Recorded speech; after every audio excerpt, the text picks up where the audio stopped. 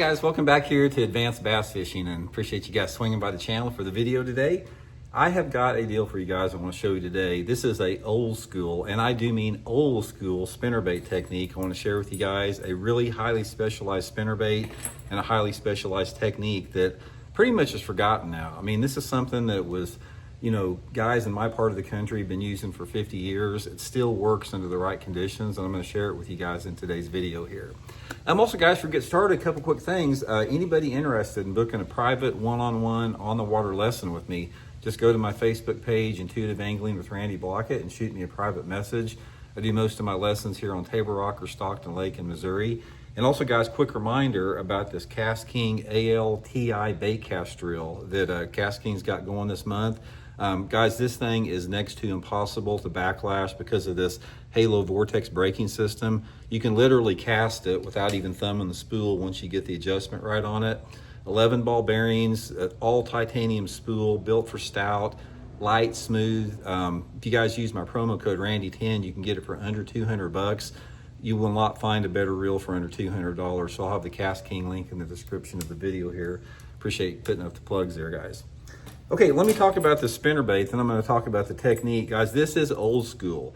This is a 1/2 ounce. It's got double copper Colorado blades on it that are hammered.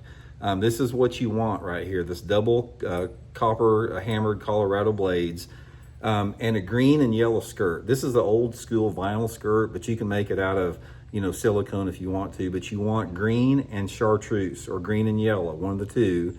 And I usually pair it with this is a chartreuse pepper zoom dead ringer on it as a trailer. But the green and chartreuse is the key to it, which is a color that you don't see anymore. And there's something about the combination of the copper blades with the green and chartreuse skirt and the chartreuse trailer that is key for this technique in clear water, guys. This is a clear water bait. It doesn't look like it. I mean, you look at this thing and you think that thing is bright.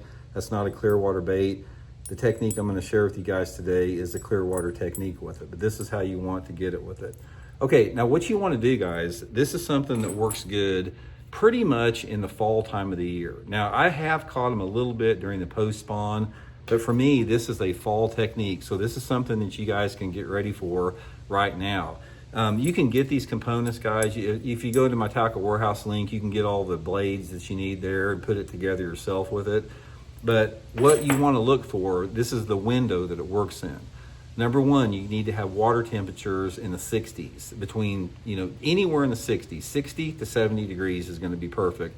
Ideally, I like that water temperature about 60 to 65 degrees. Next thing with it, you got to have clear water. You need to have water visibility that is at least 3 foot clarity, maybe more. I prefer water clarity of 4 to 6 feet, clear water environment with it. You need a cloudy day with some wind or shade. You can have some sun early in the morning if you got a shady bank or something with that clear water, but you need shade, clouds, wind, water temperature in the 60s. That's the key element for this. It works good on all 3 species. If you got largemouth spotted bass or smallmouth, I've done the best on it on lakes that have a mixed species. It's a great technique for catching spotted bass and largemouth.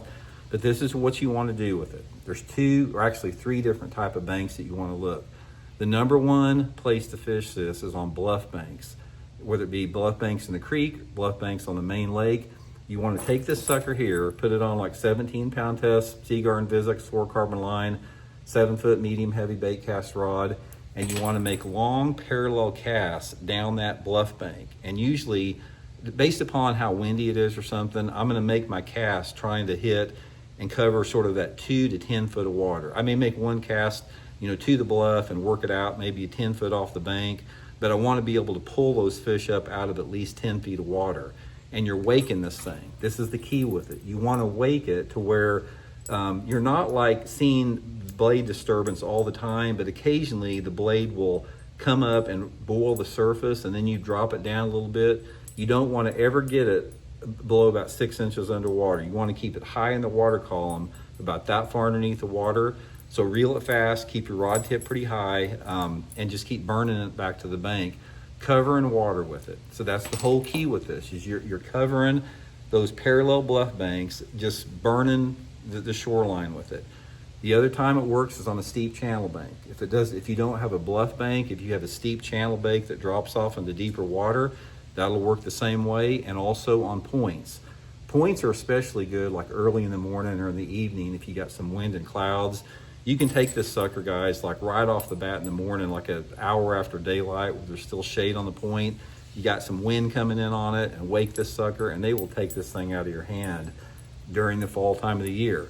But this is a staple technique, guys. This bait right here has been catching fish in the Ozarks for 50 years. It still catches them under those conditions.